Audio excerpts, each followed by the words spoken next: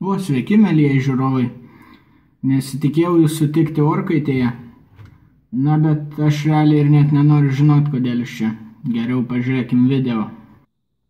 Pats mikrofono stiprintuvas atrodo šitaip. Įdėjau į va tokią dėžutę, kuri neatsimenu nuo ko, bet turbūt iš kažkokio magnetofono ar ko ten. Jaučiu, prisiminiau, jo buvo ekranuotas vinilo priešstiprintuvis, tas RIAA korektorius, kur skaitosi. Tai labai šauni dėžutė nuo jo. Dangtelis, aišku, prisisuka, viskas patogu, yra išpjovimas biški ne į temą ir skilučių, bet ką, nesiskundžiu, nemokama dėžė ir metalinė. Pats stiprintuvas yra čia ant maketinės plokštelės kol kas. Vėliau planuoju išėsdinti, nes tiesiog neduoda man ramiai miegot, kaip negaliu palikti projekte tokio dalyko, nors ir visiškai nekenkia tai, bet tiesiog kažkaip nors, kad būtų išbaigta labiau, taip pat gražiau laidus išvedžiosiu. Maitinimas yra nuo 2,9 V baterijų, 6F22, kronų nerasta. Jo, rimtai. Jo, tik prieš žmonėm pradedant sakyti, kas tu per psichas, kad paimi pasakai, kad kronas nenaudos stiprintuvams, o dabar pats naudoji. Tai čia reikia nepamiršti visai kitokią aplikaciją. Čia 2 kronas sujungtos į dvipolį maitinimą ir operacinis stiprintuvas šitoj konfiguracijai tikrai neviršys kokių 5 mA, tai nėra ką lyginti su garsiakalbių stiprintuvu, kuris ten imtų 100 mA. Baterija šita sukurta atidavimui apie 30 mA, o aš imu daug mažiau. Tai va, jungiklis labai gudriai pajungtas. Aš numesiu realiai nuorodą. Schema viso stiprintuvo yra Linkvico. Realiai labai gera svetainė ir tikrai, kas nori akustiką pasidomėti ir panašiai, ypač dipoliam, dipoliniam kolonėliam, ar kaip čia lietuviškai reiktų, tai tikrai verta apsilankyti. Tai tiek. O jungiklis, kaip ir sakiau, jis atjungia tarpą tarp baterijų, realiai padaro, labai gudriai sugalvota tiesiog. Iš schemos pamatysit, kaip įdomiai čia sumąstyta. O čia pasižymėjau, nes ledą būtų dėt kvaila, nes ledas naudotų vos ne tiek energijos, kiek pats operacinis. Tai ką man kirst savo maždaug 100 valandų darbinį laiką iš šitų 2 baterijų iki 7,5, tai aš nežinau, nors 7,5 irgi beprotiškai daug, nes matuojant, taigi nematuosi ištisom valandom. Toliau nelabai ką čia toliau ir turim. Va šitoj pusėje realiai išėjimas vyksta. Yra XLR jungtis įdėta dėl visako, nes originalioj schemai buvo ir RCA buvo. Aš naudoju RCA, nes paprasčiausiai jungiu prie kompiuterio įėjimo, bet turint kokį mandresnį priešstiprintuvį su XLR, gal, pagalvojau tiesiog apie ateitį ir įdėjau, gal pravers vėliau. Šitoj pusėje jungiasi pats mikrofonas, padariau skirtingų spalvų, nes vakar pasielgiau nesuvokiamai kvailai ir sumaišiau pusės realiai, kai buvo kita RCA, kuri bloga, tai dėl to pakeičiau, bet aišku ir dėl spalvos dar antra priežastis. Tai pajungiau atvirkščiai ir prasiknisau kokių 20 minučių galvodamas, kodėl neveikia. Dieve mano, paskui žiūriu, matuoju, kodėl mikrofonas neužsimaitina, kodėl įtampos nėra ant mikrofono šito, o ašgi apsukęs matuoju ant šito, ant išėjimo, dieve mano. Jo, buvo prikolas geras, blemba. Realiai net vos negėda pasakot. Negėda, iš tikrųjų, koks skirtumas. Visi padaro nesąmonių. Tai va, o baterijos sumontuotas laikikliuose prisukti. Čia dar vienas prikolas, kai net ten išgrėžiau skylės. Įdomi diena buvo, įdomi tikrai. Ir gavosi, kad turėjau gręžti kitas. Bet koks skirtumas. Ir viskas, tik tiek čia ir yra. Pats stiprintuvas, kaip ir sakau, pasižiūrėsit schemą, čia paprasčiausias stiprinimo laipsnis su operaciniu, bet užtat operacinis čia yra OPA 103.4, net nežinau, ar gali jis matytis jums, tarkim, matosi. Aš labai stengiuosi gerinti vaizdo kokybę, tai spauskit patinka už vaizdo kokybę.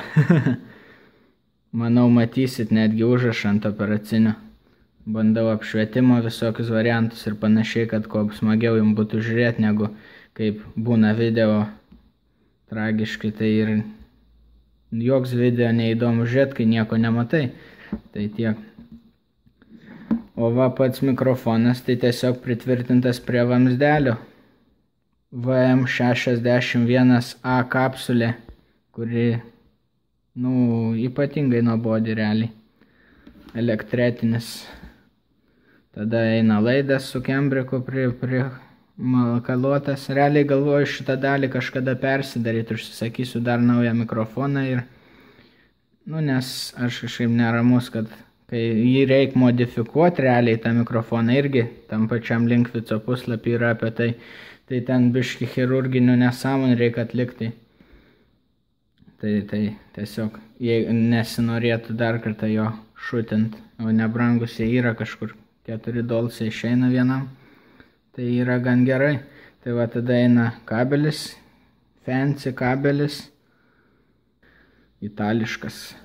Kitam gale turim RCA kištuką, žalias, kad nesusimaišyčiau kaip beprotis, tai va įsijungia čia.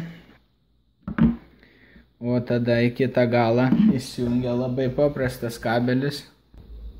Va tokio paprastumo kabelis, kuris paprasčiausiai eina į kompiuterį. Ir tada turim pilną mikrofoną su stiprintuvu, su paprasčiausiu 3,5. Irgi mano mėgstamos firmos. Kokybiški dalykai.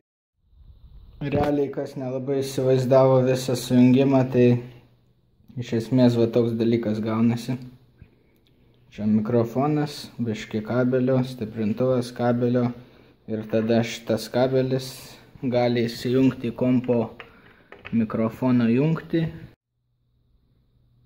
Ir tada pasirenkam tiesiog ką reikia. Line in gera idėja, nes šiek su stiprintuvu viskas, spaudžiam OK. Ir turim, aišku, playback nutildom, o recording padarom kaip norim, geriausia.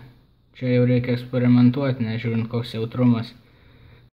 Aš realiai naudoju programą Rev Room EQ Wizardą ir prijungiau mikrofoną, svarbu pirmiau prijungti, pasileidžia programa ir tada aš nesąmonės parodo, tada spaudžiam Measure.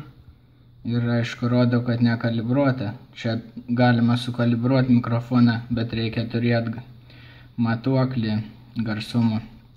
Galima telefonu kažkiek, bet ne itin tikslu. Bet tam, ką aš darysiu, man nesvarbu kalibracija iš tikrųjų, nes aš garsumo nematuosiu. Aš matuosiu dažninės iš esmės vien tik. Tai ir nebus svarbu. Pavyzdžiui, norim tarkim visą dažnių juostą pamatuoti, 20 000 įvedam. Čia aišku beprasmiška tai mažai, nes tarkim nuo 25 Hz. Tada mikrofoną mums reikia paimti kur nors realiai, pavyzdžiui, kur maždaug galva būna jūsų sėdint, tai norite išmatuoti, aišku, aš šito niekaip nesugebėsiu dabar padaryti, bet aš tiesiog padėsiu mikrofoną čia, kur nors, arba va, čia va, link kolonėlės tikriausiai. Ir tiesiog parodysiu, kad realiai išsimatuos tas, kas toj vietoj vyksta. Tai paspaudžiam Start.